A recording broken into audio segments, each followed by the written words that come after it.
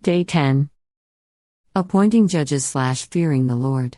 Jehoshaphat lived in Jerusalem, and he went out again among the people from Beersheba to the hill country of Ephraim and turned them back to the Lord, the God of their ancestors.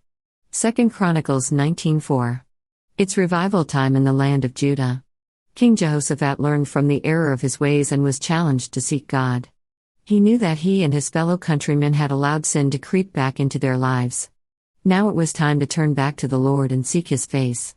Did you also notice that Jehoshaphat himself went out from the palace to turn his people back to God?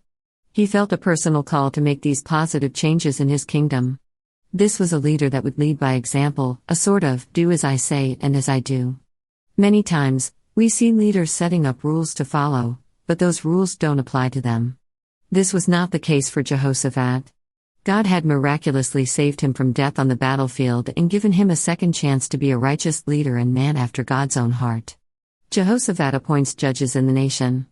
He wanted to make sure these were righteous judges who would administer God's laws. He told them, "Consider carefully what you do, because you are not judging for man but for the Lord, who is with you whenever you give a verdict. Now let the fear of the Lord be upon you. Judge carefully, for with the Lord our God there is no injustice or partiality or bribery."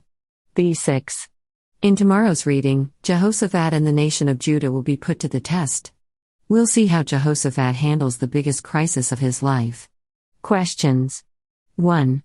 Have you had an about-face where you were headed down a bad path and God helped you turn back? If so, what happened? 2. Why do you think Jehoshaphat wanted to personally lead this effort to turn his people back to God? 3. What would a revival in your life look like for you?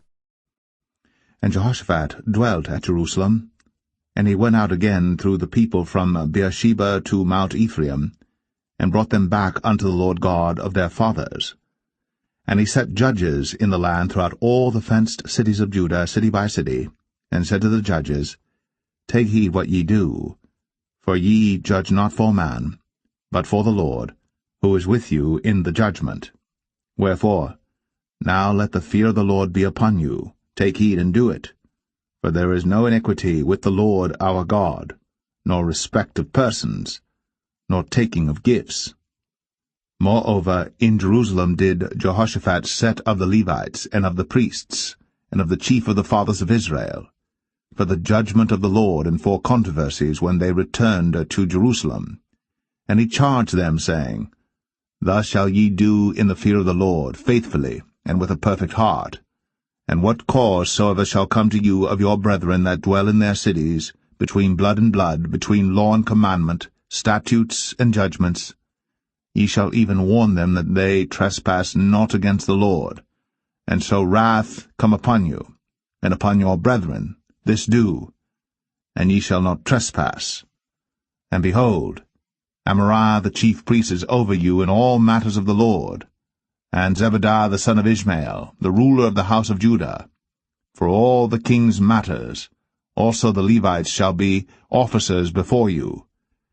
Deal courageously, and the Lord shall be with the good.